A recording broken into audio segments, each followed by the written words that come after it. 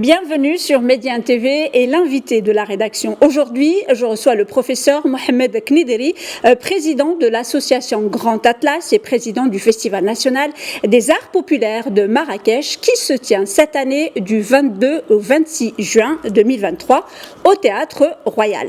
L'association Le Grand Atlas organise donc en partenariat avec le ministère de la Jeunesse, de la Culture et de la Communication et avec le soutien de la Wilaya et le Conseil régional de Marrakech-Safi, du Conseil de la ville de Marrakech et du conseil municipal de Mchouar el-Madina, cette 52e édition du plus ancien festival du royaume. Le Festival national des arts populaires de Marrakech, c'est surtout et avant tout un éblouissant et magnifique voyage au cœur des merveilles culturelles du Maroc. Et sans plus tarder, nous joignons à Marrakech le professeur Mohamed Knideri. Professeur, merci beaucoup d'avoir accepté notre invitation. C'est avec grand plaisir de parler un peu de ce patrimoine si riche du Maroc. Je vous l'accorde. Donc, une 52e édition donc, qui se prépare. Est-ce que tout est fin prêt pour accueillir vos festivaliers et vos artistes? Écoutez, on fait de mieux, notre mieux pour y arriver. Je pense que tout se passe bien. Les choses vont très bien. Les préparatifs avancent normalement. Les troupes sont averties, ils sont en train de se préparer. On va commencer à les recevoir à partir du début de la semaine prochaine, à partir même ce week-end. Et donc, ça se passe très bien, tout se passe très bien. Les programmes sont faits.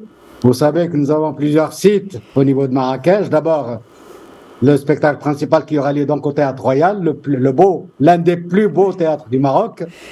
Et avec une architecture exceptionnelle, eh bien, c'est là où se passera la scène principale de notre festival. Il y aura aussi d'autres places, la fameuse place Jemalna, la place du Harti qui est au Guélis, et aussi une nouvelle place qu'on vient de créer dans ce qu'on appelle Muntazah Moulay el-Hassan, qui se trouve donc à Bab Jdid, dans la zone forestière de Marrakech, parce que nous avons une forêt à Marrakech, une oliveraie à Marrakech, et c'est là où va se passer une partie des spectacles de notre festival.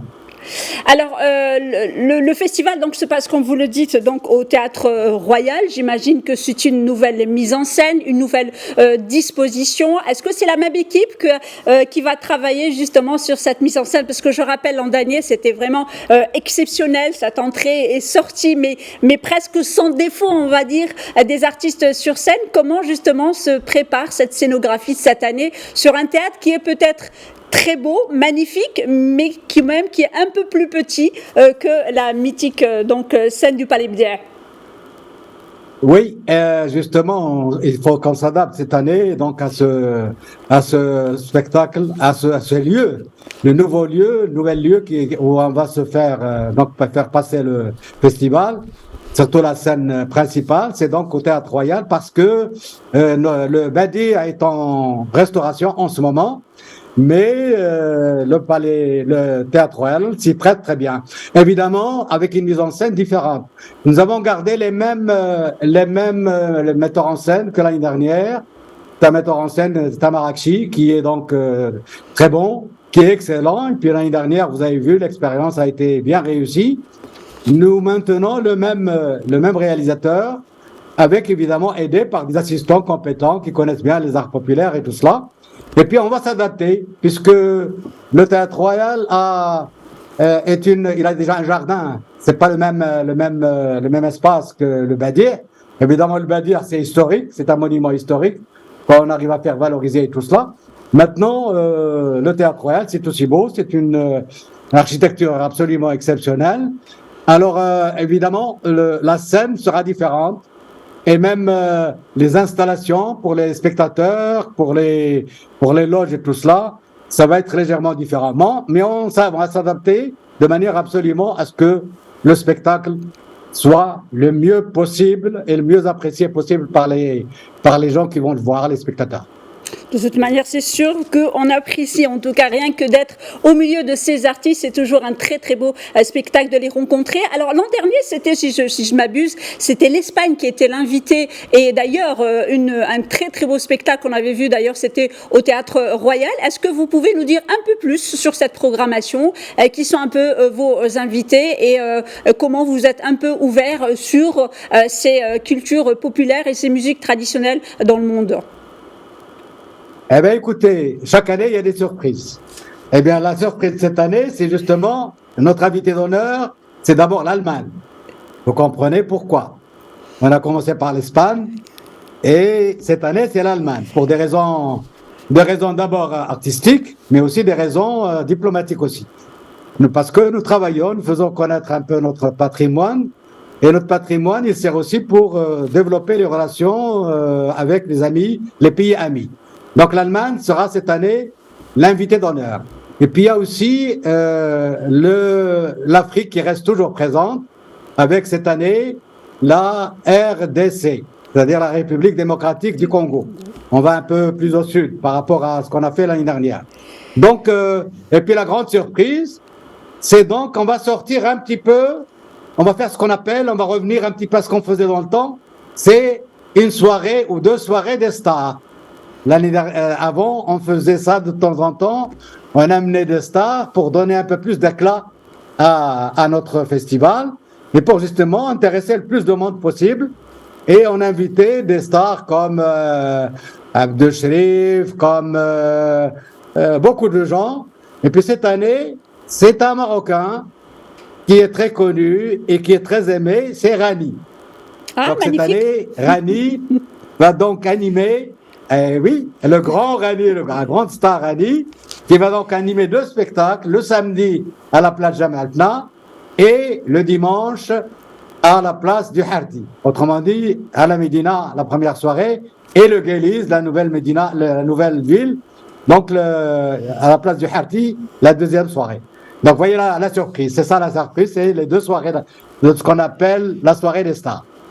Rani Qbesh que nous avions reçu ici même il y a une quinzaine de jours. Mais c'est, en tout cas, ça fait plaisir. Donc, une très, très belle surprise. Est-ce que vous pouvez un peu nous parler justement de votre invité cette année qui est l'Allemagne? Comment on arrive, vous savez, il y a des préjugés, l'Allemagne, les traditions, peut-être qu'on ne connaît pas non plus. Comment vous avez pu justement lier l'univers des arts traditionnels marocains avec sa diversité et cette richesse que je reconnais que beaucoup de Marocains ne connaissent pas, avec justement cet univers qu'on méconnaît de l'Allemagne et justement ces musiques traditionnelles allemandes? Vous savez que l'Allemagne, c'est un pays un peu frontière. Elle est en jonction avec les pays de l'Est, l'Europe de l'Est et l'Europe de l'Ouest. Il y a même la partie allemande donc de l'Est faisait partie du monde de l'Est, de l'Europe de l'Est. Donc, ils ont un folklore qui est très, très riche, très intéressant. C'est très animé. Il y a beaucoup de danse. Il y a le chant qui est toujours accompagné par des danses et surtout des instruments, des appareils, des instruments donc de musique qui sont populaires.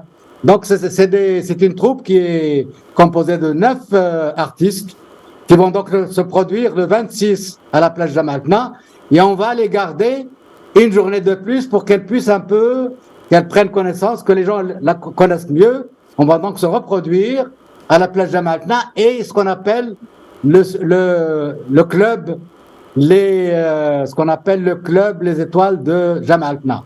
Donc c'est un club, c'est une grande villa et on voudrait donc qu'ils se reproduisent là-bas, donc pour continuer à animer et à être en contact avec les habitants de la ville de la Médina, la ville ancienne de Marrakech. Et bien, et en plus, on va essayer donc, le jour où ils vont se produire donc à la plage Jamaltna, on va essayer de faire des fusions avec les Gnawa, par exemple. C'est très intéressant, ou avec aussi d'autres rythmes qui, on verra comment ils vont s'adapter et on essaiera de faire des fusions entre eux et des troupes marocaines pour que, justement, qu'il y ait, comme d'habitude, ces créations spontanées qui se produisent entre donc des fusions de musique donc étrangère et de musique marocaine. Et puis, comme vous le savez, oui. Je vous en prie, allez-y, je vous en prie. Oui, madame. Je vous en prie, allez-y. Donc, pour nous, alors, vous savez, ce qu'on a voulu faire cette année, c'est que, comme chaque année, nous avons plusieurs troupes. Vous savez que, particulièrement au niveau des troupes marocaines, elles viennent de toutes les régions. Toutes les régions sont représentées. On va recevoir cette année un peu plus que l'année dernière, presque 750 artistes qui vont participer à ce festival.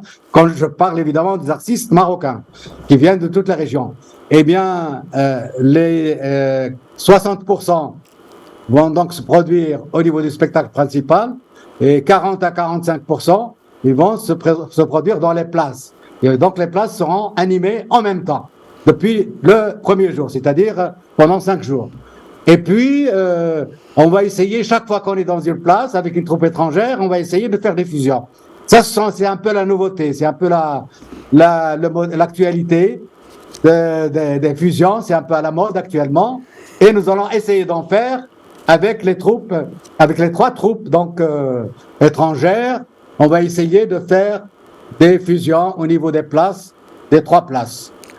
Évidemment, au niveau du spectacle principal qui se fait donc au Théâtre Royal, là, on va garder le même spectacle, évidemment, puisque c'est une mise en scène qui est particulière. Et là, on reçoit à peu près entre 300 à 350 artistes. Là, évidemment, on va laisser le spectacle se produire toute la soirée de la même manière, avec évidemment des améliorations d'un jour à l'autre. Voilà. Alors, j'aimerais juste, avant de poursuivre, donc professeur Knedri, qu'on regarde ensemble cet extrait. C'était bien sûr lors de la dernière édition 2022. On regarde ensemble.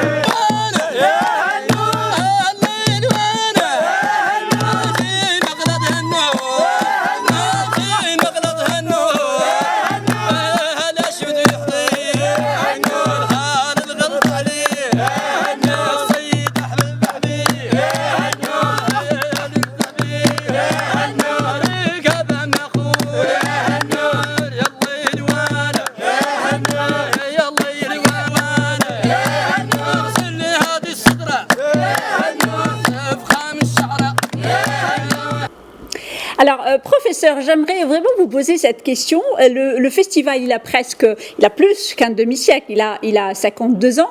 Comment, au fil des ans, justement, ce festival a réussi à justement faire perpétuer ces traditions qui peut-être allaient tomber dans l'oubli? Comment, justement, ce festival a su faire perpétuer, justement, ce patrimoine et surtout l'enrichir?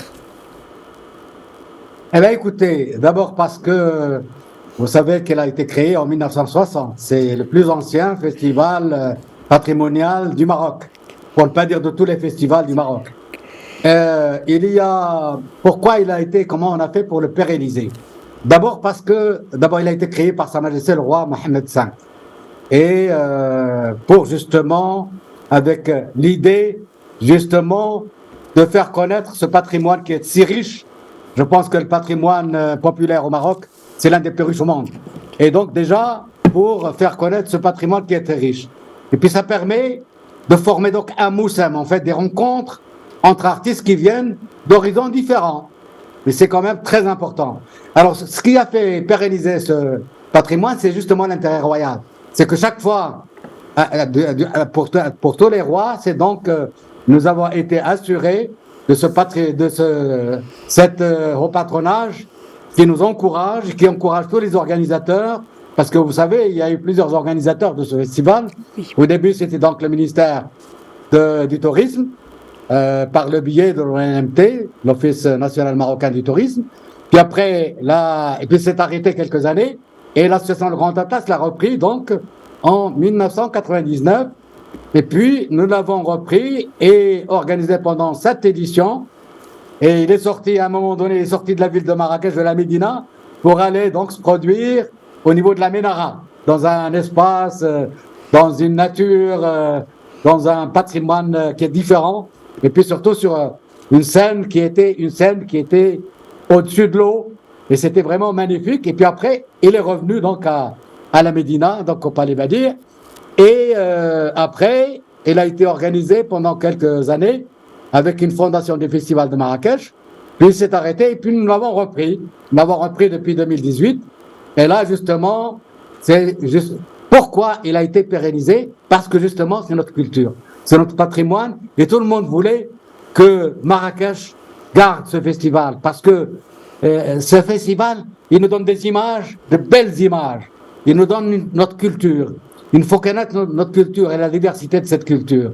Et moi, si j'avais tenu absolument à le faire, revenir avec mes amis ou mes camarades de classe qui étaient ministres à l'époque du tourisme, nous l'avons remis ensemble sur pied en 1999 parce que justement ces images que nous avons gardées dans l'esprit depuis notre jeunesse, c'est des images absolument fantastiques. Et puis en plus, il y a une philosophie.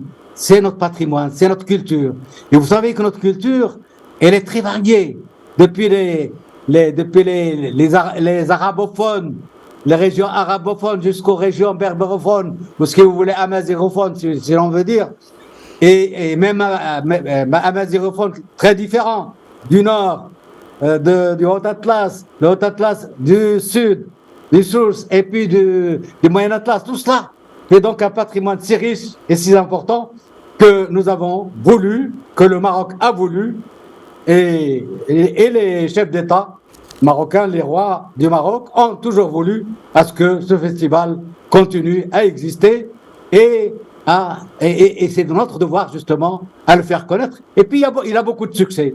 Les gens viennent le voir de partout, de tout le Maroc. Les gens viennent, quand le festival est là, les places dans les hôtels, il n'y en a plus. Oui. Tout le monde veut venir voir ce festival. Et puis il y a beaucoup de gens qui viennent de l'extérieur aussi, de l'étranger. Et c'est quand même une fierté pour nous, une diversité, une richesse culturelle que nous avons voulu conserver et faire connaître aux Marocains d'abord, et puis aux étrangers ensuite.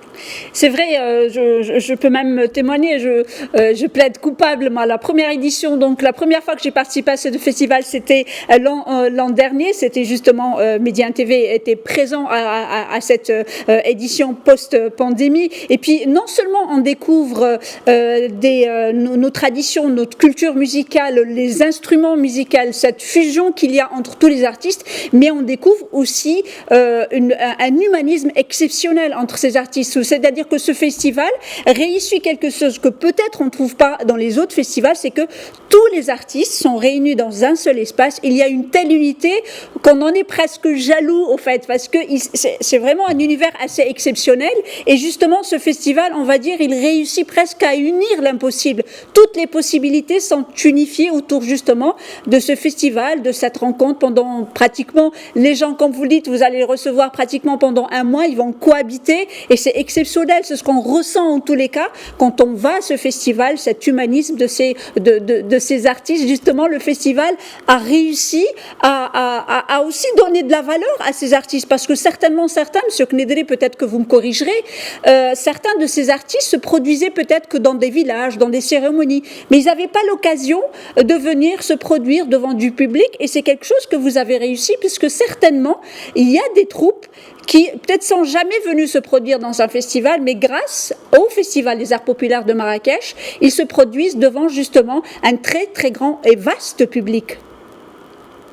Oui, écoutez, d'abord, vous l'avez si bien dit, vous savez, c'est un moussem. Un moussem, donc c'est une rencontre de tous les artistes de tout le Maroc.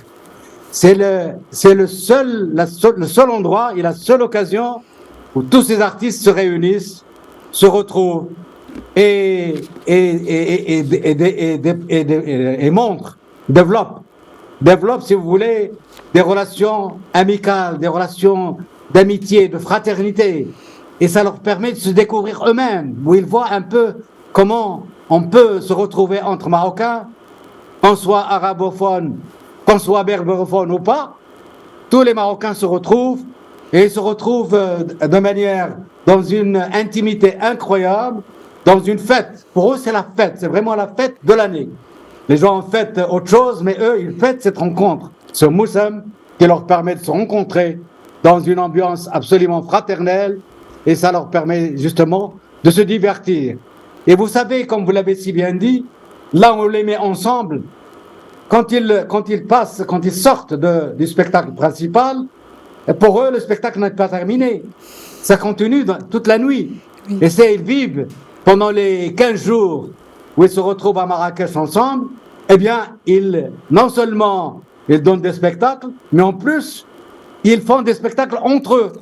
C'est leur fête à eux. C'est vraiment une ambiance exceptionnelle. Et je crois que c'est une ambiance qui n'existe nulle part, qui ne peut avoir nulle part. Et c'est vraiment incroyable. Avant de poursuivre, j'aimerais juste qu'on regarde cet autre extrait. C'est une artiste, une de mes préférées du festival. On regarde ensemble.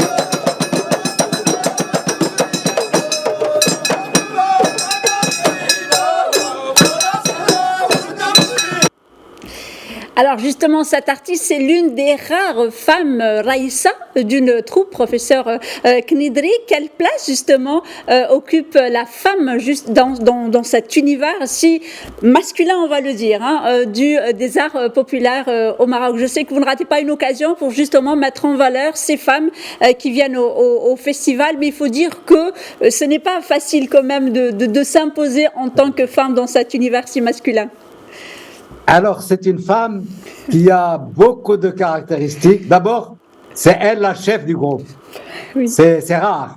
C'est rare au niveau des arts populaires de trouver une femme qui dirige donc une troupe. Deuxièmement, c'est une femme, c'est ce qu'on appelle les Houara de Taroudant. C'est une femme de Taroudant.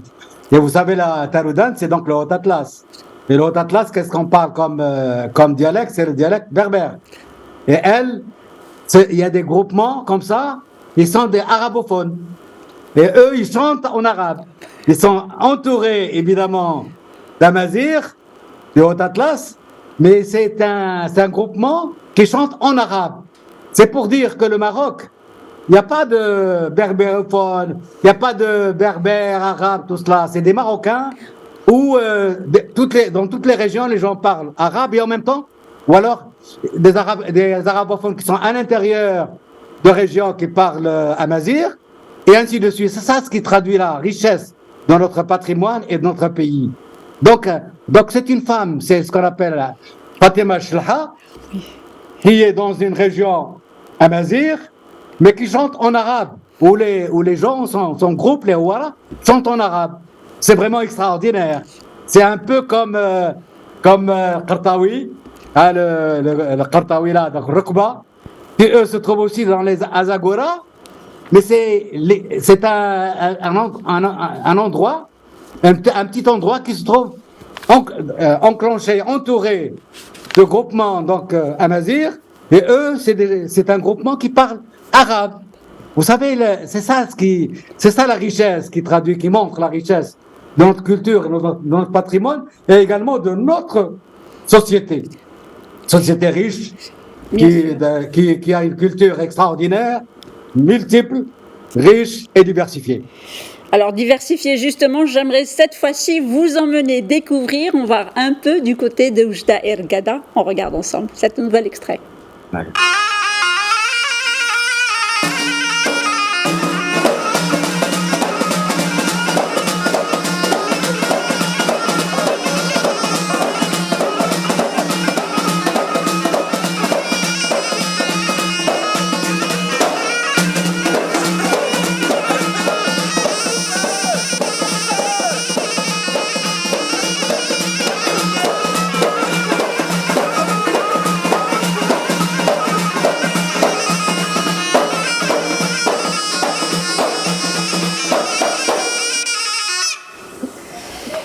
Magnifique. Un dernier mot, monsieur, professeur Knidri, justement, sur cette 52e édition. Un petit mot très bref pour clore justement cet entretien. On peut rester des heures avec vous, vous le savez très très bien, mais le temps qui nous est imparti presque arrive à sa fin. Est-ce que vous pouvez nous dire un petit mot sur cette 52e édition?